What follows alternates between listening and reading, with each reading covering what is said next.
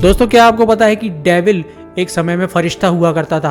क्या आपको ये पता है कि आज भी वो इस दुनिया में मौजूद है और एक ऐसी संस्था चलाता है जो कि पूरी दुनिया पे अपना कब्जा जमा के बैठी हुई है और सबसे ज़्यादा पैसे वाली है? क्या आपको पता है कि डेविल आपकी आत्मा को खरीद के आपकी इच्छाओं को पूरा करता है? क्या डेविल का हमारे हिंदू देवता यमराज से कोई लेना देना है? ऐसे कई सारे सवालों के जवाब आज हम आपको इस वीडियो में देने वाले हैं और साथ ही दिखाने वाले हैं एक ऐसी फाड़ू क्लिप जिसको देखने के बाद आपके होश उड़ जाएंगे, क्योंकि इस क्लिप में रिकॉर्ड हुआ है डेविल हिमसेल्फ। तो बिना किसी देरी के ये वीडियो को चालू करते हैं और इस वीडियो को पूरा देखिएगा, क्योंकि आपकी ही डिमांड पे हम लेके आए हैं डेविल की सच्चाई। हिब्रू में लूसीफर वर्ड का मतलब होता है उजाला या फिर रोशनी। कई लोग इसको मॉर्निंग स्टार के नाम से भी जानते हैं। अब आप लोग सोचोगे कि डेविल जो कि अंधकार और बुराई से भरा हुआ है, उजाले का नाम लेके कैसे पैदा हो गया? डेविल हमेशा से शैतान नहीं था। शुरुआत में ये एक एंजल हुआ करता था जो कि सबसे ज़्यादा खूबसूरत और सबसे ज़्यादा शक्तिशाली भी था। भगवान ने इसको सारे एंजल्स का सेनापति घोषित किया हुआ था। धीरे धीरे इसके अंदर गॉड के अगेंस्ट और उनकी क्रिएशंस के अगेंस्ट जेलसी आना चालू हो गई और उसने कई सारे भोले भाले एंजल्स को अपनी तरफ कर लिया। तो लगभग 6000 साल पहले गॉड की और जीसस की एक मीटिंग हो रही थी जिसमें लूसीफर को नहीं बुलाया गया और इसको इस बात का बुरा बहुत ज़्यादा लग गया कि इसको फ्री के चाय समोसे खाने को नहीं मिले।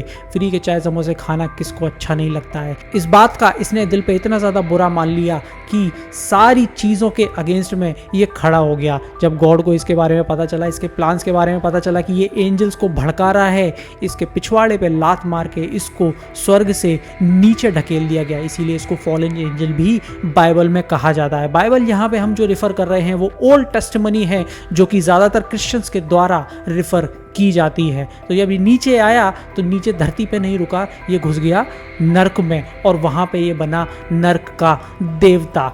और जो सारे एंजल्स इसकी मदद कर रहे थे वो सारे डीमंस में भगवान के द्वारा, गॉड के द्वारा कन्वर्ट कर दिए गए। अब अगर हम बात करें माइथोलॉजी की तो कुरान और बाइबल दोनों में हमको शैतान या फिर डेविल या फिर कुरान में इब्लिस का जिक्र मिलता है और इनके बारे में कहा जाता है कि ये लोगों को उनकी कमज़ोरी जानने के बाद गलत रास्ते पे भटकाता है और उसके बदले में इनकी कुछ इच्छाएं भी पूरी करता है। सबसे पहली कहानी जो इसके बारे में मिलती है वो मिलती है हमको बाइबल में, जहाँ पे भगवान ने एडम और ईव को गार्डन ऑफ ईडन में रखा हुआ था और एक शक्तिशाली पेड़ पे लगे हुए एप्पल को खाने से बिल्कुल मना किया हुआ था। डेविल भाई साहब वहाँ पे आए, एक सांप का, एक स्नेक का रूप रख के और ईव को भड़काना चालू कर दिया कि इस एप्पल को अगर तुम खा लोगे तो तुम भी गॉड की तरह पावरफुल बन जाओगे, इसीलिए गॉड ये नहीं चाहते हैं कि तुम इस एप्पल को खाओ। इस तरह डेविल ने ईव की ज़्यादा शक्तिशाली होने की इच्छा को यूज़ करके उसको गलत रास्ते पे भटका दिया और सबसे पहला गुनाह करने पे मजबूर किया। अगर हम बात करें हिंदू माइथोलॉजी की तो वहाँ पे हमको ऐसे किसी डेविल का जिक्र करने के लिए या फिर देखने के लिए, सुनने के लिए नहीं मिलता है, बल्कि डेविल जो है वो एक सिंबल की तरह यूज़ किया जाता है। बुराई का सिंबल, बुरा बोलना, बुरा सोचना, जेलसी, ये सब, काम, क्रोध, मद, मोह, लोभ जो पांचों बोले जाते हैं, इनको डेविल का रूप हिंदू माइथोलॉजी में बोला जाता है। तो इस तरीके से हमने आपको बताया कि कैसे कैसे अलग माइथोलॉजी में अलग तरीके से डेविल यानी कि शैतान को रेफर किया गया है। एक और चीज़ हम आपको यहाँ पे क्लियर करना चाहते हैं कि कई लोग सोचते हैं कि यमराज और डेविल एक ही हैं, जबकि ऐसा बिल्कुल भी नहीं है।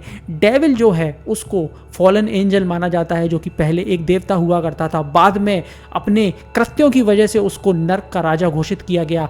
वेयर एज यमराज जो है वो स्वयं अभी भी एक देवता हैं और वो नर्क के देवता नहीं हैं, वो लोगों के अच्छे और बुरे का कर्म का हिसाब रखते हैं और उनको उसके हिसाब से स्वर्ग या फिर नर्क में पहुंचाते हैं। अब अगर हम बात करें मॉडर्न वर्ल्ड में डेविल की प्रेजेंस की, तो जो पुराना समय था वहाँ पे क्रिश्चियनिटी का बहुत ही ज़्यादा जोर था वेस्टर्न कंट्रीज़ में और सारे जो नियम कानून ये सब चर्च के द्वारा रेगुलेट किए जाते थे। चर्च ये डिसाइड करता था कि लोग किस तरीके से जिएंगे और किस तरह की उनकी दिनचर्या रहेगी, किस तरीके से धर्म का पालन होगा और इसके अगेंस्ट में जो भी जाता था या फिर बहुत ज़्यादा पैसा जो कमाने लगता था तो उसको डेविल के साथ में एसोसिएट कर दिया जाता था। जैसा कि आज के समय में भी बिल्कुल होता है, कोई अगर बहुत ज़्यादा पैसा कमाता है तो उसको बोल दिया जाता है कि भैया 2 नंबर की कमाई है। इसी तरीके से वुमेंस की अगर हम बात करें तो पुराने समय में उनको बहुत ही ज़्यादा चीज़ें करना अलाउड नहीं था। अगर कोई अपने लिए सोचता था, आगे बढ़ने की कोशिश करता था, तो उसको चर्च या फिर वहाँ के लॉ के द्वारा विच घोषित कर दिया जाता था, विच क्राफ्ट में लीन बता दिया जाता था, और ऐसे लोगों को डेविल या फिर विच क्राफ्ट के लिए खतरनाक सजाएं सुनाई जाती थी, जो कि मौत की सजाएं हुआ करती थी। आज के ज़माने में अगर हम बात करें तो लोगों का मानना है कि इल्यूमिनाती नाम की एक ऐसी संस्था है जिसको डेविल रेगुलेट करता है, और इसमें कई सारे ऐसे बड़े बड़े लोग शामिल हैं जो कि पूरी दुनिया पे बहुत ज़्यादा इन्फ्लुएंस रखते हैं, बहुत ही ज़्यादा पैसा रखते हैं, और इन लोगों ने अपनी सोल्स को डेविल को बेच दिया है। इसके बदले में डेविल ने इनको दौलत और शोहरत प्रदान की है।